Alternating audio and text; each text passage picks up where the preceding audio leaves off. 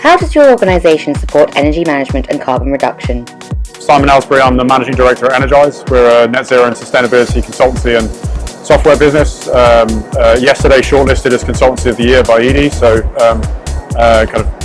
an organisation that team of 30 delivering multiple hundreds of thousands of tons of carbon reductions every year. What challenges are businesses facing in regards to energy management in the next few years? I think the challenges that the energy management sector has for the next few years really for me focus around two areas. One is its integration within net zero as a plan. I don't think it can see itself in isolation anywhere.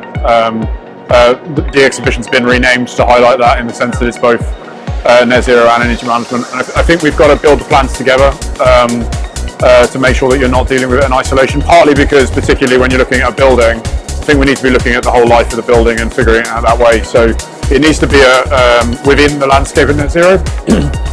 I think beyond that, the other element of it is I think there is an underlying challenge the energy sector's got to tackle trust, just in terms of I think there's a lot of stuff going around the current challenges about massive price increases in suppliers and bits and pieces, age-old challenges around maybe not necessarily the best set of practices around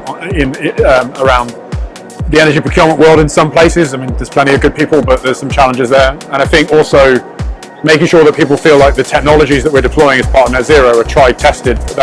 We've got to really build a trust in the fact that we can be the partner along the way. And I think it's really important that we do that collectively as an industry and acknowledge that people need to be able to trust us to deliver that outcome for them. What's the one net zero measure or change that is having the greatest impact for your clients? I think for us the biggest single thing is really is about getting a handle on Scope 3 in terms of net zero. I know that that's not necessarily an energy management thing, but it is a huge focus of time.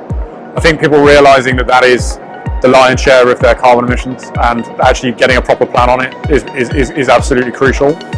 So right now that's the biggest single thing as part of creating a wider strategy and in most cases moving towards setting some kind of target, preferably a science-based one. What would be your carbon reduction hidden gem tip for businesses? I think right now for the majority of businesses we interact with, and we're dealing with kind of 100, 150 a year of corporate and about 5 times that in terms of SMEs, the number one challenge really is just make sure you've got a really coherent plan.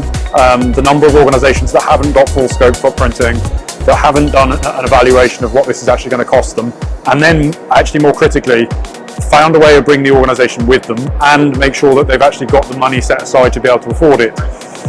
These are really important things to get in place to make sure you're really actually going to be able to deliver a coherent net zero strategy for whatever target you're setting, whether that's in the next few years or you're setting a longer term one out. If you don't set out the ability to actually start on that journey, you're not going to finish it on target.